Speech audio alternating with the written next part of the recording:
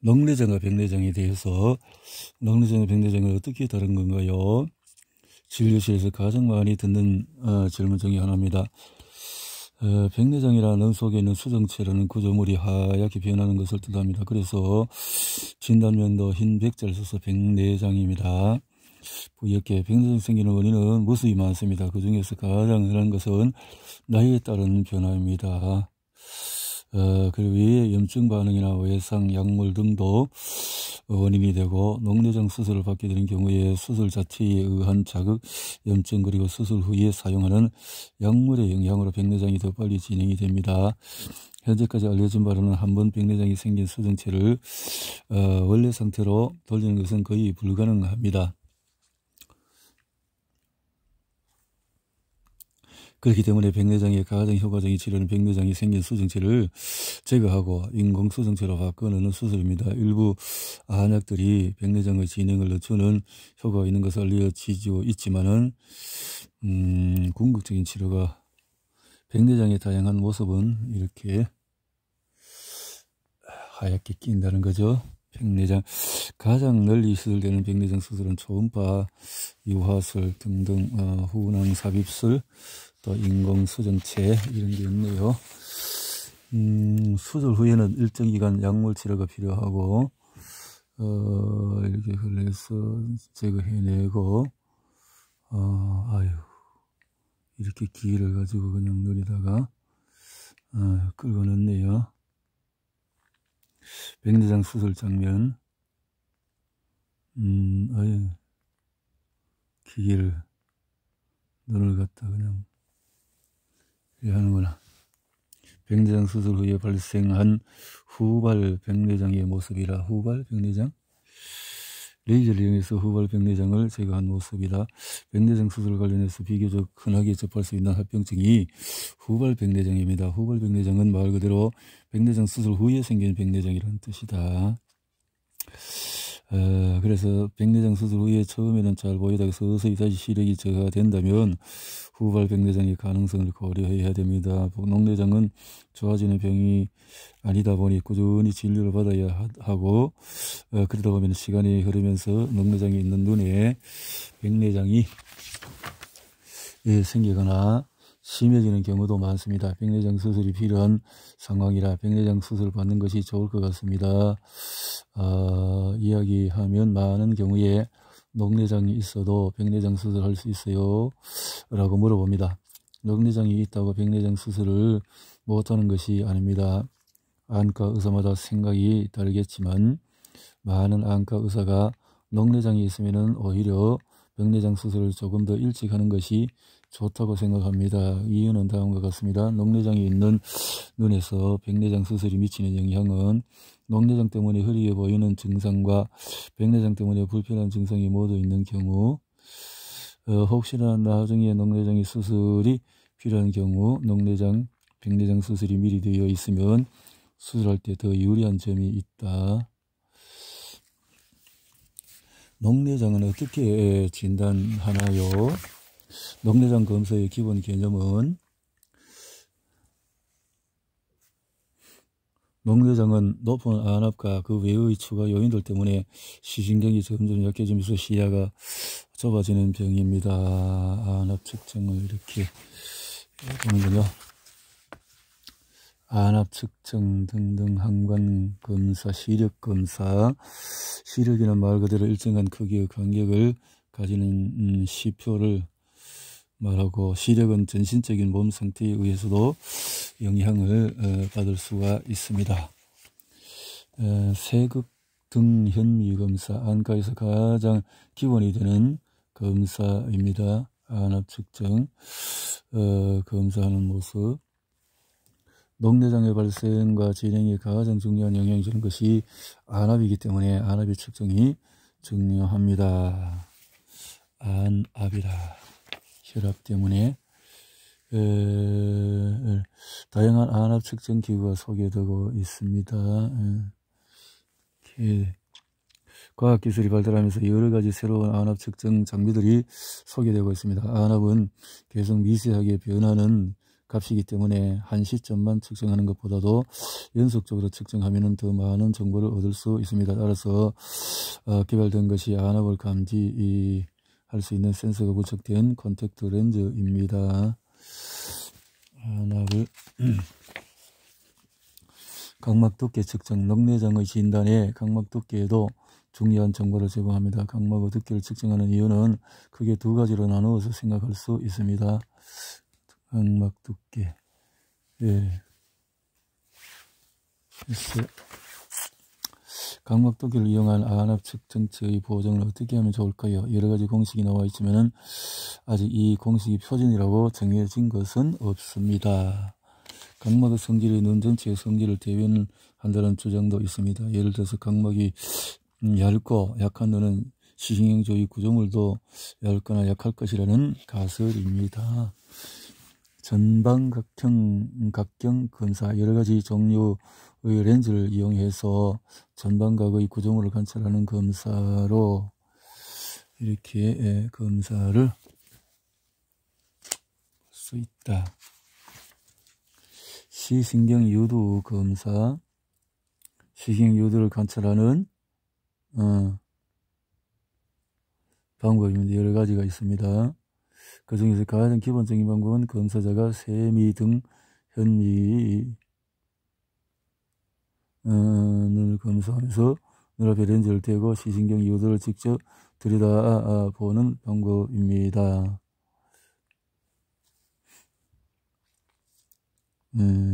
시신경 망막의 사진을 찍는 장면 이렇게 나오네요. 그래서 시신경 유도 함몰비 측정하기 이렇게 해서 함몰되는 부분이 이렇게 밑에는 크군요. 이게 시신경 섬유층 촬영, 지금까지 편의상 시신경이 약해진다는 표현을 썼지만은 정확하게 기술하자면 시신경이 손상되면서 신경섬유 결손, 시신경 유두 함몰, 시신경태 결손이 생기는 것입니다. 이렇게 시신경이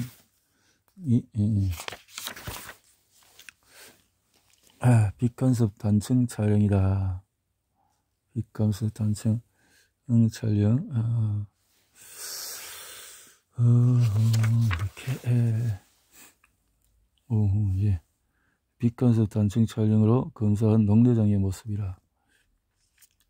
녹내장 모습 촬영으로 백내장의 눈을 해서 빛간섭 단층 촬영이 도움이 되는 경우는 시야검사, 시야검사의 원리는 청력검사와 비슷합니다. 청력 검사의 종류나 검사받는 사람의 협조에 따라서 차이값이 전 세계적으로 험프리 시야검사기를 이용한 표준 자동 검사에 이용이 되고 있다 하는 거네요. 다양한 우려 시야검사 이렇게 나오네요. 찍어서 전기생리학 검사가 있고 이런 걸 전문가들이 보고 녹내장에서 구조와 기능의 관계는 지금까지 녹내장 관련된 여러가지 구조와 기능을 측정하는 검사를 살펴봤습니다. 신경섬유 손상의 위치에 따라서 시야 결손 위치 차이가 이렇게 점박이 있고 위치 황반에 가까운 녹내장 진행에서 구조 이렇게 녹내장 간단 명료하게 생각하기는 녹내장은 정의부터 발생기 전 치료까지 환자 입장에서 금방 이해하기 어려운 병입니다. 검사도 복잡하기 때문에 무엇을 어느 정도까지 알아야 할지 혼란스럽습니다. 녹내장의 핵심 요소는 뭘까? 안압, 녹내장의 순한 형태인지 독한 형태인지 살피고 녹내장은 순환 형태의 녹내장에 속합니다. 따라서 안과 의사의 권유대로 약물 치료와 검사를 꾸준히 받으면 실명까지 가는 경우는 많지가 않습니다. 하지만 순환 형태의 녹내장이라 하더라도 심각한 시력이나 시약상 받을 수가 있습니다. 제대로 안압 조절이 잘 되고 있는가 보고 이렇게 차이는 방법은 안과 의사마다 조금씩 차이가 있겠지만은 모든 안과 의사가 공통적으로 강조하는 것은 처음 진단 당시의 자료를 충분히 확보하는 것입니다. 진료에 적응하기는 녹내장을 파악하기 위해서 이런 항목들이 복잡한 항목들이 있군요. 그럼 녹내장을 어떻게 치료하나요? 녹내장 치료의 핵심은 뭘까요? 시진경이 손상되면 이를 회복시키기 어렵습니다. 녹내장을 가능한 한 초기에 발견하여 최대한 진행을 억제하는 것이 녹내장 치료의 핵심입니다. 억제하는 것, 안압을 최대한 낮추는 것이고, 녹내장 치료의 원칙은 언제 치료하느냐, 진단 즉시 하는 거. 만약에 진단 당시에 녹내장이 이미 상당히 진행된 상태고 안압이 높다면 누구라도 치료를 바로 시작할 수 있는 반면에 녹내장이 있지만 정도가 심하지 않고 진행 속도가 매우 느리다면 일단 치료하지 않고 지켜보는 경우도 있습니다. 하지만 실제로는 진행의 여부를 자세히 판단하거나 예측하기 쉽지 않기 때문에 일단 치료를 시작하는 경우가 많습니다.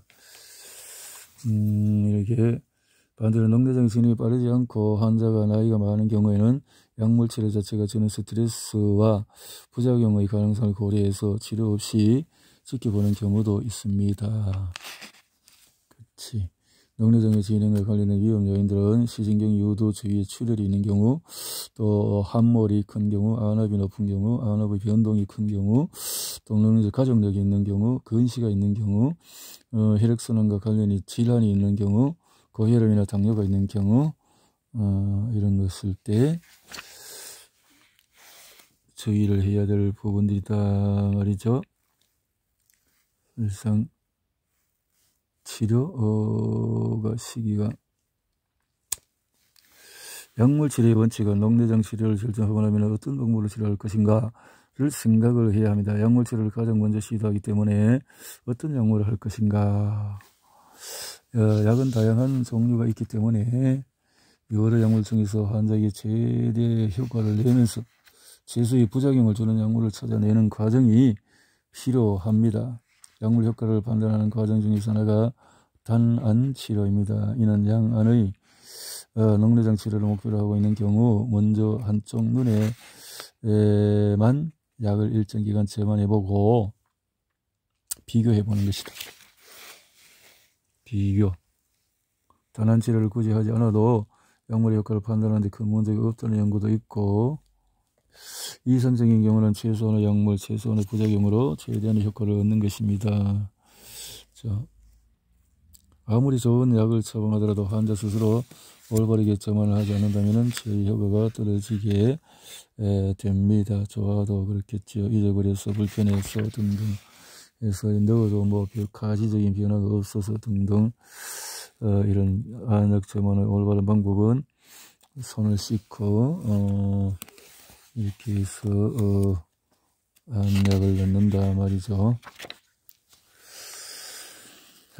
점안은 일단 눈에 점안된 안약은 크게 다음 4가지 경로를 거치게 됩니다. 각막을 통해서 또 결막, 공막, 또 눈물점, 점안과 동시에 밖으로 흘러나가고 눈물, 소간, 안약 점안은 옆으로 해서 눈물이 고이도록 한다. 안약이 배출되는 경로는 그렇게 할 수 있다.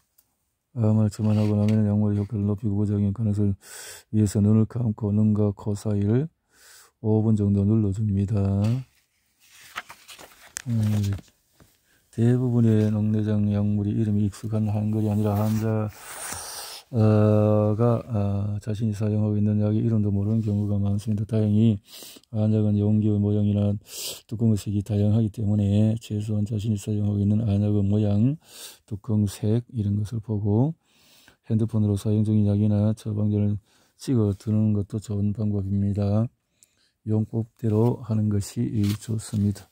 일단 약물 치료를 하게 되면 꾸준히 한다는 생각으로 멀리 내다보고 치료에 임하는 것이 좋습니다. 현재 사용 중인 약물들은 안압을 낮추는 것, 시신경 혈행, 또 시신경을 보호하는 효과를 주는 것, 방수 유출을 증가하는 것, 유리체의 부피를 줄이는 약물, 이런 것들이 현재 사용하는 것들이다 라는 거죠. 안압을 낮추는 약물들이 성분에 따른 분류를 해보면 알파2, 곡목을 통한 방출, 방수의 생성, 베타 차단제 행성 감소, 또 억제제, 방수의 생성 감소, 에피네프린, 섬유질을 통한 방수 유출 증가, 필로카르핀, 섬유질을 통한 방수 유출 증가, 프로스타글란딘, 불로모 곡목을 통한 방수 유출 증가, 억제제, 섬유질을 통한 방수 유출 증가, 글리세롤, 유리체의 부피를 줄이고, 억제제 등등이 있군요. 시신경 혈액을 개선시키는 약물들은 녹내장에서 또 시신경을 보호하는 약물들 또 개선시키고 하는 것들, 약물 치료 관련된 합병증에 주의할 것은 녹내장에서 결막 약물 점화 후에 생긴 결막의 충혈이다. 결막에 충혈이 이렇게 생긴, 약물 점화 후에 생긴 알레르기 결막염, 너무 심각하네. 맥현반은 녹내장 점화 후에 발생한 눈 주위의 피부 염증이라, 이러면 약물 치료 관련된 합병증을 주의해야 한다. 이렇게 해서 같은 한쪽 눈은 안약 사용 후에 생긴 눈꺼풀의 변화를 본다. 프로스탄 글랜딘 성분은 눈꺼풀로 지방을 녹이는 효과가 있어서 눈꺼풀이 안으로 꺼져 보이게 할 수가 있다. 프로스타글랜딘 성분을 사용한 눈 왼쪽 그림 검은색 화살표가 반대 오른쪽에 비해서 눈꺼풀이 꺼져 있습니다.